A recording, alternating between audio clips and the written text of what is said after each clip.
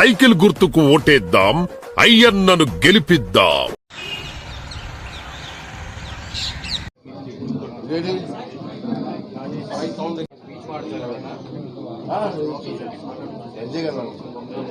ఇది వాస్తవ రూపం రాస్తుంది. ఇప్పుడు ఎవరైనా వాళ్ళని మనం గైడ్ చేస్తాం, వాళ్ళు ఎగ్జామ్స్ రాసి వెళ్ళొచ్చు. సో ఈ రోజు ఇప్పుడు అయ్యన్న పాత్ర గారి నియోజకవర్గంలో గెలవాలి, రేపు రానున్న రోజుల్లో ఈ నియోజకవర్గం అభివృద్ధి చెందాలంటే, ఈ రాష్ట్రంలో కూడా వెలుగు నిండాలంటే ఇలాంటి నిజాయితీ పరులు ముందుకు రావాలనే ఏకైక ఉద్దేశంతో రాజేష్ బాబు పల్లేటి ఐర్లాండ్ నుంచి రావడం జరిగిందండి. కృష్ణప్రసాద్ గారు ఐర్లాండ్ నుంచి రావడం జరిగిందండి. హరిప్రసాద్ గారు లండన్ నుంచి రావడం జరిగిందండి. యశ్ పద్లూరి గారు న్యూయార్క్ నుంచి రావడం జరిగిందండి. డాక్టర్ నరేష్ గారు కెనడా నుంచి రావడం జరిగిందండి.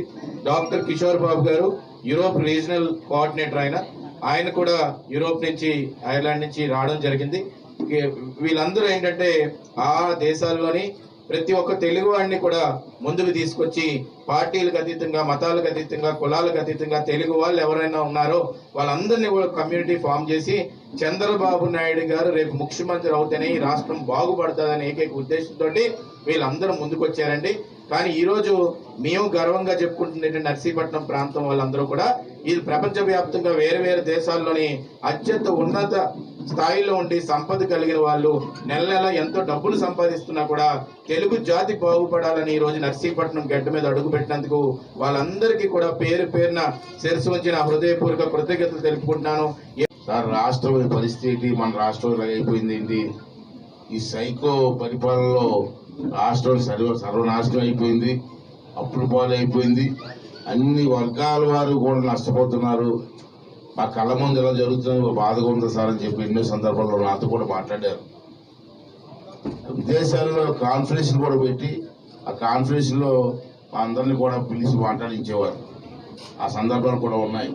అయితే వాళ్ళు ఇంకో స్టెప్ ముందుకు వేసేసారంటే, మేము ఆంధ్ర వాళ్ళమి, తెలుగు వాళ్ళమి, విదేశాల్లో సెటిల్ అయ్యాం, అయినప్పటికీ మన రాష్ట్రాన్ని కాపాడుకోవాల్సిన బాధ్యత మాకు ఉందని చెప్పి ఈవేళ సెలవు పెట్టి, ఉద్యోగాలు వదులుకొని సెలవు పెట్టి వచ్చారు ఇక్కడికి ఈ ఎలక్షన్లో. తిరిగి వాళ్ళ వంతు బాధ్యతగా ప్రాంతాలన్నీ తిరిగి ప్రజలను ఎడ్యుకేట్ చేస్తూ రేపు క్యాండిడేట్లు గెలిపించడం కోసం చెప్పి వాళ్ళు ప్రయత్నం చేస్తున్నారు. దాంట్లో భాగంగా నర్సీపట్నం కూడా వచ్చారు. నర్సీపట్నంలో కూడా అన్ని అందరితో మాట్లాడుతున్నారు. రాత్రి అయితే నాయుడుపాలెం విలేజ్ మీటింగ్ కూడా పెట్టారు.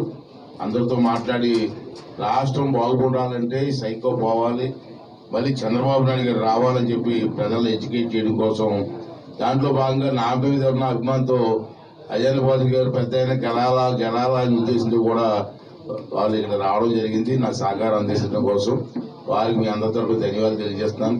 కిషోర్ బాబు చెరసాని. నేను యూరోప్లో ఐర్లాండ్ అనే దేశం నుంచి వచ్చాను. ఐర్లాండ్లో మేము ఒక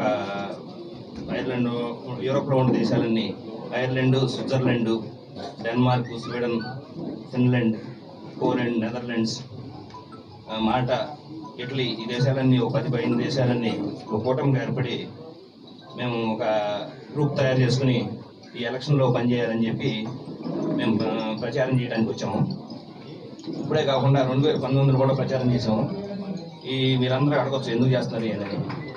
ఎన్ఆర్ఐలుగా మాకు చంద్రబాబు నాయుడు గారు ఇచ్చిన జన్మభూమి స్ఫూర్తి తీసుకుని మన రాష్ట్రం బాగోలేదు.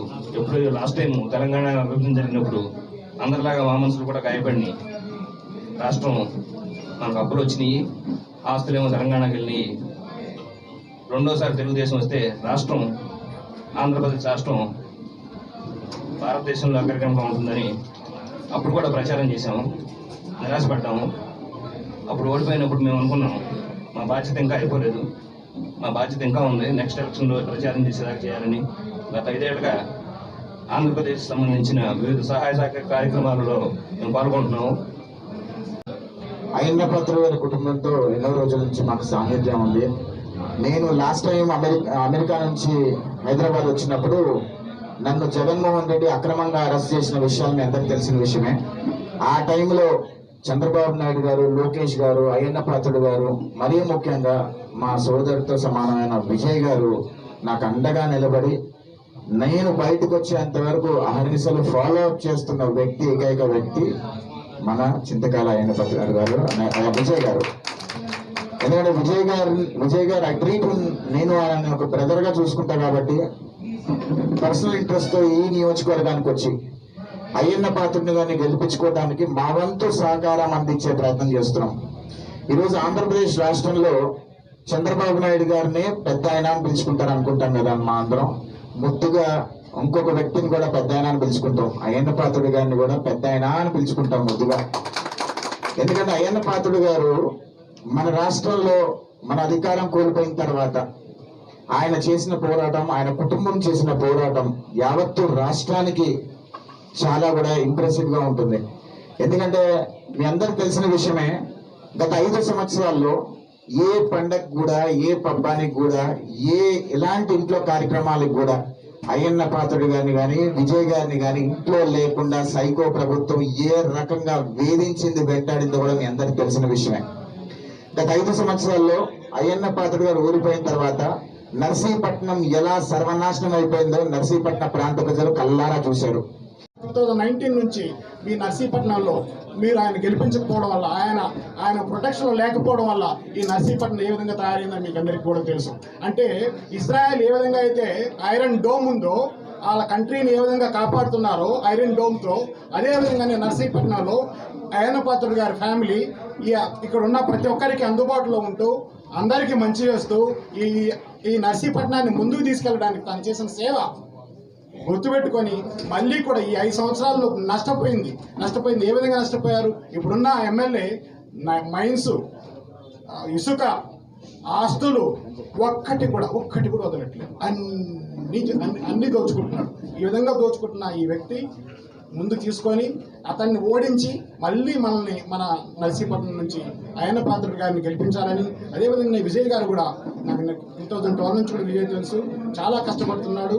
అట్లాంటి ఫ్యామిలీ నుంచి అయ్యన్న పాత్రుడు గారి కొడుకు వచ్చాడు, అతన్ని కూడా ఆదరించాలని చెప్పేసి మేము కోరుకుంటూ వాళ్ళ తరఫున మేమంతా కూడా వచ్చాము. అనకాపల్లి ఎంపీగా కూడా సీఎం రమేష్ గారు చాలా మంచి వ్యక్తి, సెంట్రల్ నుంచి కూడా మన చాలా కంపెనీలు తీసుకురావచ్చు.